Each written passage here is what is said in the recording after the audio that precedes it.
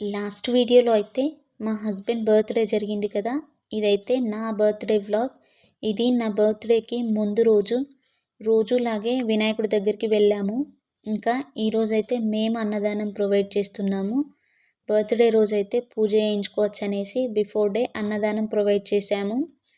స్వయంగా నా చేతులతో నేనే వంటలన్నీ ప్రిపేర్ చేశాను. యాక్చువల్గా నాకు వంటలు బాగానే వచ్చు, బట్ ఎక్కువ క్వాంటిటీలో చేయడం అయితే ఇదే ఫస్ట్ టైం. ఒక 30-35 మెంబర్స్ వరకు అయితే ప్రిపేర్ చేయగలిగాను. చాలా బాగా కుదిరాయి. అందరూ కూడా చాలా మంచి కాంప్లిమెంట్స్ ఇచ్చారు. నాకైతే చాలా హ్యాపీగా అనిపించింది. ఏంటంటే వంటల వీడియోస్ తీయడం మాత్రం మర్చిపోయాను.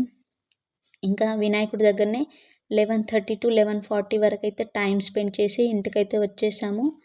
ఇంకా మా అపార్ట్మెంట్ వాళ్ళందరూ కాల్ చేసి శారీ ఏం చేంజ్ చేసుకోకు, మేము కిందికి వస్తున్నాం అనేసి చెప్పారు. వాళ్ళే కేకు, అక్షింతలు, ఫ్లవర్స్ తీసుకొచ్చారు. కేక్ స్విగ్గీలో ఆర్డర్ చేశారంట.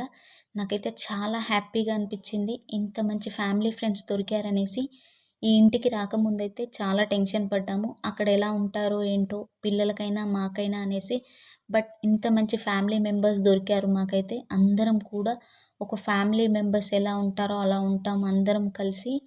ఇంకా వీళ్ళైతే మా పైన ఆంటీ వాళ్ళు చాలా స్పోర్టివ్గా అండ్ ఫ్రెండ్లీగా కూడా ఉంటారు. ఎవరికి ఏ ప్రాబ్లమ్స్ వచ్చినా షేర్ చేసుకోవడం, ఇంకా డిఫరెంట్ రెసిపీస్ చేసినా షేర్ చేసుకోవడం, సెలబ్రేషన్స్ అయినా అకేషన్స్ అయినా అందరం కూడా కలిసి సెలబ్రేట్ చేసుకోవడం చాలా చాలా హ్యాపీగా అనిపిస్తుంది.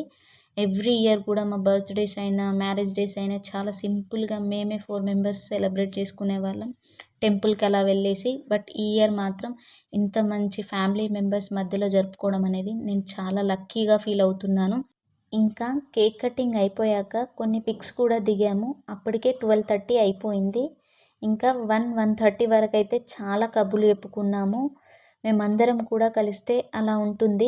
ఏ అకేషన్స్ అయినా సెలబ్రేషన్స్ అయినా చాలా కబుర్లు చెప్పుకోవడం, టైం స్పెండ్ చేయడం అనేది. నా బర్త్డేని ఇంత బాగా సెలబ్రేట్ చేసినందుకు మా అపార్ట్మెంట్ ఫ్యామిలీ మెంబర్స్ అందరికీ కూడా thank you so much. And special thanks to Praveen అన్నయ్య అండ్ మౌనిక. అంతే. ఇక ఈ వ్లాగ్ మీకెలా అనిపించిందో కామెంట్లో కామెంట్ చేయండి. అండ్ వీడియో నచ్చితే లైక్ చేయండి. Do subscribe my channel.